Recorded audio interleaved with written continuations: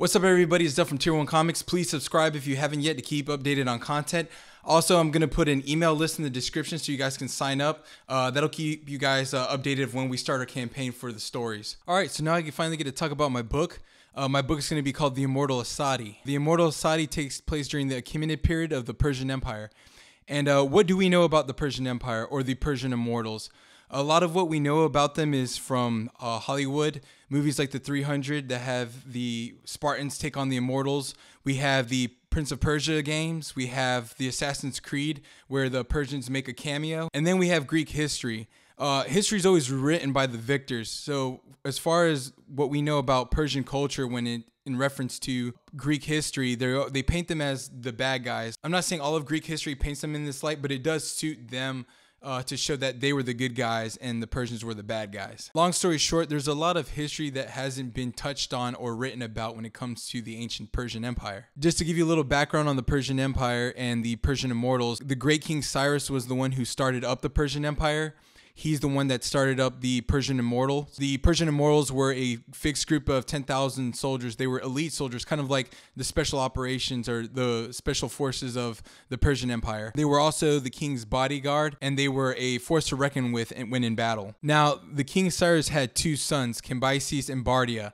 And there's a lot of back and forth about the history of the two, of whether they had a good relationship. There's a question about the sanity of the king Cambyses, which was Cyrus's eldest son. And then there's an interesting character named Darius or Darius. Darius was a spear bearer to Cambyses. He was also with him in their campaign against Egypt, which they were successful and conquered Egypt. But what's very interesting is that a lot of Persian history is history according to King Darius. Now, Persian history, according to King Darius, is a little dicey, and there's a lot of fact checks that don't line up with his story. Darius soon becomes king of the Persian empires, and it's all because of this questionable assassination between the two brothers. It's led many historians and archaeologists to believe that there was some foul play in the history written by King Darius and how he came to power, how he was able to take the throne from these two brothers who were the direct heir of the King Cyrus. This story is about one of the immortals, Asadi, who gets stuck in between this triangle of power. This is a story about assassinations, about treason, about betrayal, about conspiracy. Ultimately, this story is about duty and the hero's journey. In my story, I'm going to dabble with rewritten history and undo it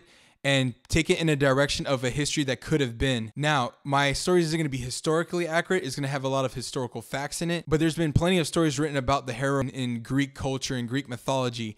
And I'm taking this story and I'm going to make it a story about an ancient Persian in Persian mythology. This world is going to be filled with demons, monsters, and other interesting characters of the unknown. A lot of the monsters and demons and creatures that we know today that have been taken from Greek mythology come from Persian mythology. They've been remixed and remade to fit the new cultures. This book is going to have all the roots of all those stories of myth. As I mentioned before, the story mainly revolves around Asadi, the immortal. He has the ability to interpret dreams and uses those dreams for his victories. Skill and train to kill, we'll see how much fidelity Asadi has for his king and his nation. This book is going to dive down deep into the Persian immortal and make you think just how immortal are they? What is it that makes it invincible?